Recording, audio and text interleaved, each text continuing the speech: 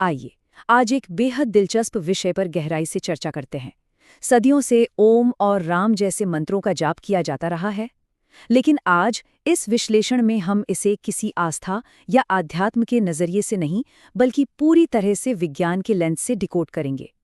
हम उन सटीक बायोलॉजिकल, न्यूरोलॉजिकल और मनोवैज्ञानिक तंत्रों को समझेंगे जो इन प्राचीन ध्वनि तरंगों के पीछे काम करते हैं। ये सिर्फ कुछ ध्वनियां नहीं हैं, ये मानव शरीर के अंदर एक बहुत ही जटिल और सटीक प्रतिक्रिया को जन्म देती हैं। इस चर्चा को व्यवस्थित रखने के लिए हम इन 6 अहम पहलुओं पर गौर करेंगे। 1. मंत्र का विज्ञान। 2. वेगस नर्व और लयबद्ध सांस। 3. चैंटिंग के दौरान हमारा मस्तिष्क। 4. ओम का बायोलॉजिकल ब्रेकडाउन। 5. हमिंग का विज्ञान। और 6. मन और शरीर को होने वाले प्रमाणित लाभ। तो चलिए सीधा पहले बिंदु की तरफ बढ़ते हैं, मंत्र का विज्ञान। होता क्या है कि जब भी इंसान कोई लयबद्ध यानी रिदमिक ध्वनि निकालता है, तो शरीर के अंदर तुरंत एक चेन रिएक्शन शुरू हो जाता है। ये 4 अलग अलग शारीरिक क्रियाएं एक साथ काम करने लगती हैं। सबसे पहले ध्वनि का कंपन खोपड़ी और छाती में गूंजता है।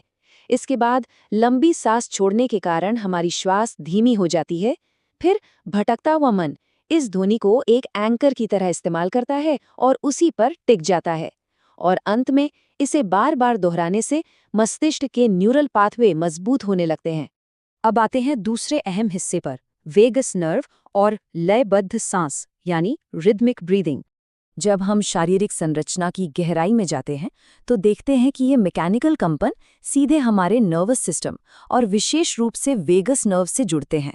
लंबे समय तक सांस छोड़ना और गले से निकलने वाला वाइब्रेशन एक तरह से मैकेनिकल ट्रिगर का काम करता है। तनाव के समय शरीर फाइट और फ्लाइट मोड में होता है, जहां हार्ट रेट और स्ट्रेस हार्मोन कॉर्टिसोल बहुत हाई रहता है। लेकिन ये ध्वनि कंपन शरीर को इस हाई स्ट्रेस मोड से बाहर निकालकर बहुत ही शांति से रेस्ट और डाइजेस्ट मोड में ले आता है।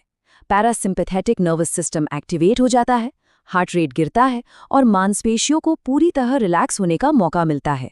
चलिए अब तीसरे बिंदु को देखते हैं, चैंटिंग के दौरान मस्तिष्क के अंदर आखिर क्या चल रहा होता है। शरीर में जो ये शांति आती है, वो न्यूरोलॉजिकली कैसे दिखती है?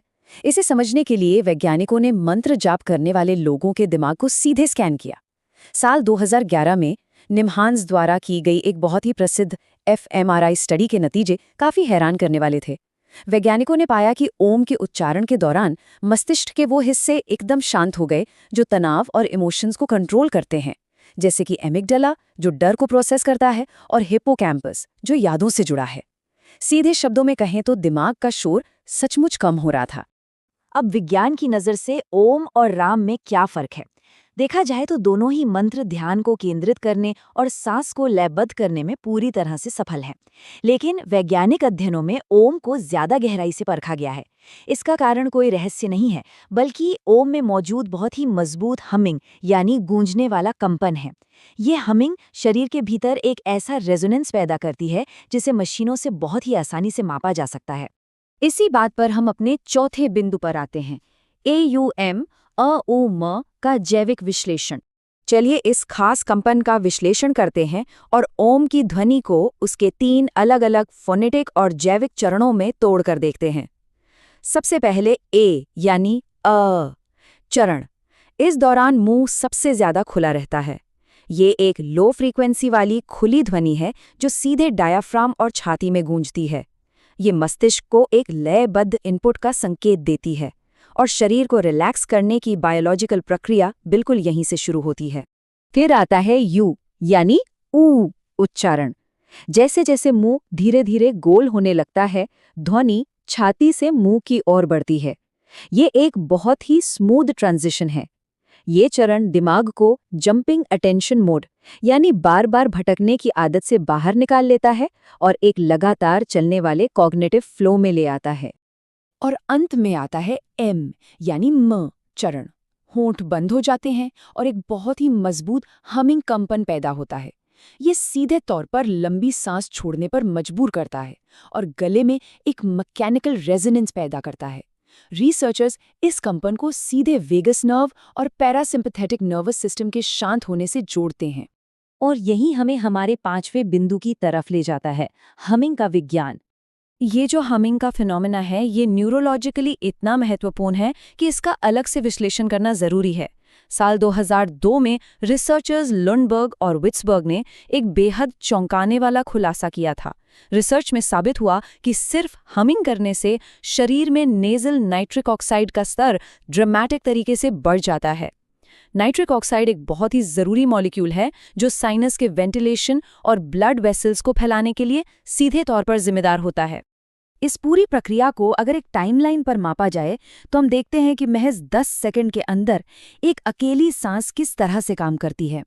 0 सेकंड पर गहरी सांस लेना, 2 सेकंड पर ध्वनि के साथ सांस छोड़ना, 4 सेकंड पर कंपन महसूस होना, 6 सेकंड पर ध्यान का स्थिर होना, 8 सेकंड पर नर्वस सिस्टम का शांत होना और 10 सेकंड पर मौन की जागरूकता। ये पूरा चक्र सिर्फ 10 सेकंड के भीतर एक बहुत ही परिष्कृत बायोलॉजिकल लूप में बदल जाता है।